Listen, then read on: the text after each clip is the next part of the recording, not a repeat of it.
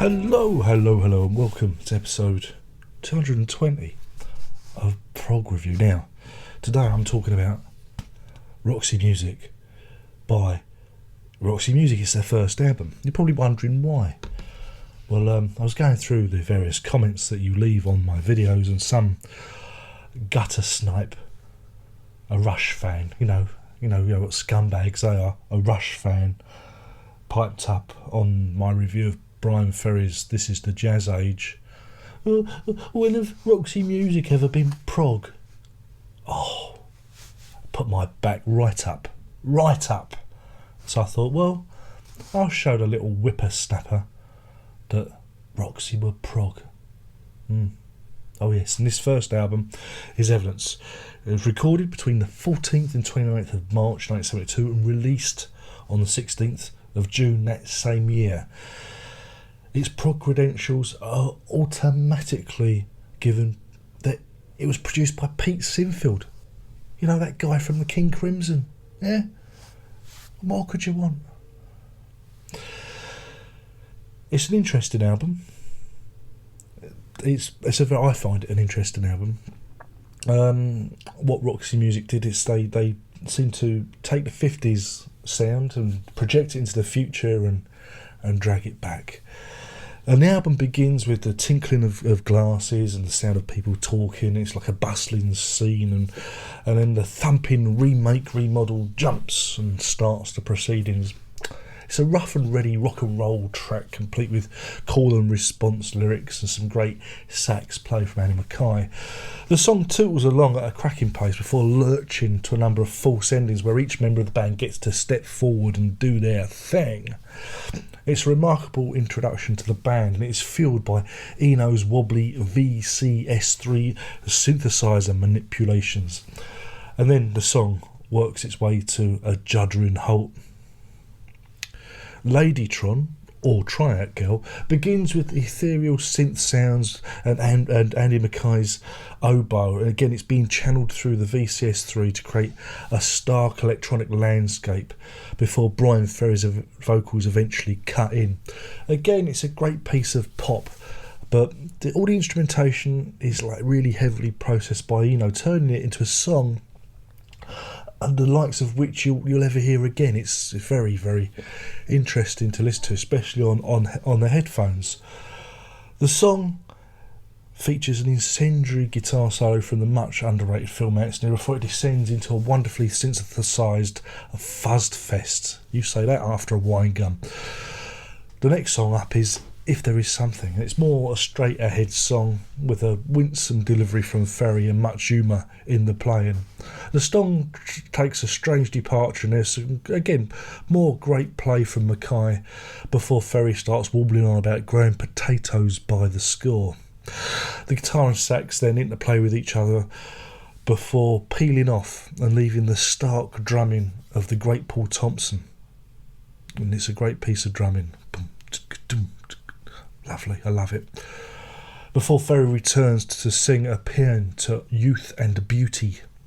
And it's almost like three songs kind of combined into one. They're cramming a lot of ideas. That's what you get with this. There's a lot of ideas crammed in there. Email. 2HB is about Ferry's addiction to pencils, because he used to do art. He studied art, you see. And he used to use his knowledge of pencil making to lure unsuspecting groupies back to his flat for some good old-fashioned bouncy. Of course, I'm having a joke with you. It's actually a song about Humphrey Bogart. Who he? He's a very old movie star. His catchphrase was, "He's looking at you, kid. Don't worry, I'm here all week."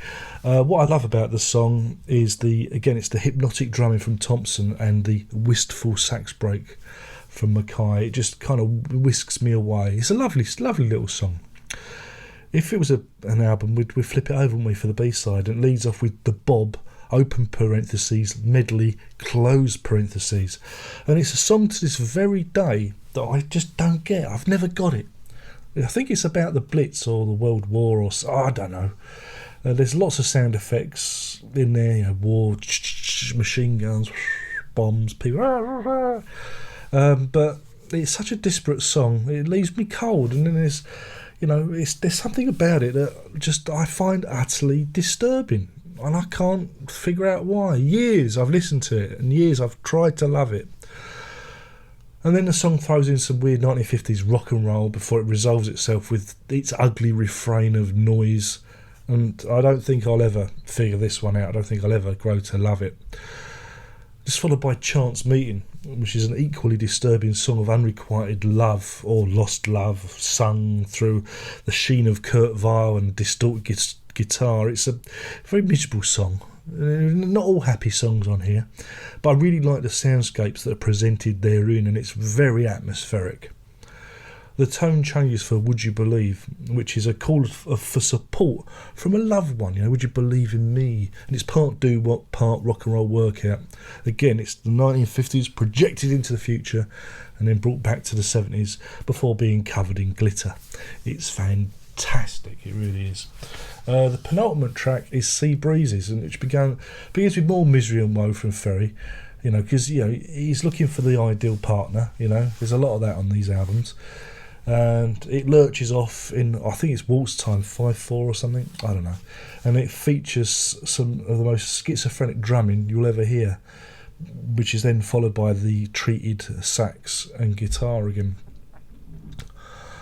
The album is then rounded off by the utterly bizarre Bitters End, which sounds like Noel Coward trying to write a 1950s doo-wop song. And then this ends with the sound of the crowd enjoying more drinks, and we come full circle with the sound effects we hear from the beginning of the album. So it's more like a concept album. There's a roundness to it, a beginning and an end, like a heartbeat at the beginning of Dark Side of the Moon. And you know what I'm getting at, but it's not really a concept album per se. But it is incredibly progressive because there's things done with synthesizers that you'll not hear. Again, they're cramming lots of different ideas in. It doesn't even have the hits on. It doesn't have Virginia Plain. Virginia Plain doesn't even have a chorus. It's just a straight ahead song, and then it ends with the title, Virginia Plain. What? How progressive is that? They take songs and they mash them up and turn them into something utterly preposterous and different. And then there's the design. You've got the 1950s chic, and there's always something a little bit kind of strange and disturbing about them. But it's just an absolutely classic album. And if you're not familiar with Roxy music, or perhaps you only think of them as doing the later period stuff, Angel Eyes, Dance Away, those kind of pieces, then go back and find the first few albums. I'm a big fan, of that first period from the eponymous first album to Siren. That is a great body of work. Some of the tracks don't always work, but it's very interesting stuff. Even when Eno leaves, Eddie Jobson takes over. There's still a lot there to enjoy from the band, especially of them as an album band. So yeah, when it comes to a rating, I'm going to give this 5 Sea Breezes out of 5. There was only one way to go, I'm afraid. It had to be a 5. I love this album. It's a great record. They're a great band. It's unique. It's truly a unique piece. And I recommend you all go out and check it out. And that's that. My name's been Darren Locke. I've been talking about Roxy Music's first album from 1972. Oh, yeah. Yeah, and now you're all brainwashed and you're going to buy it and you're going to call it prog. God damn it. And that's that. Don't forget, there's the Twitters, there's the Facebooks, there's the Google Pluses. Click me good. And we'll do this all again soon. Only one more thing to say, and that is prog on! That was in the style of Brian Ferry.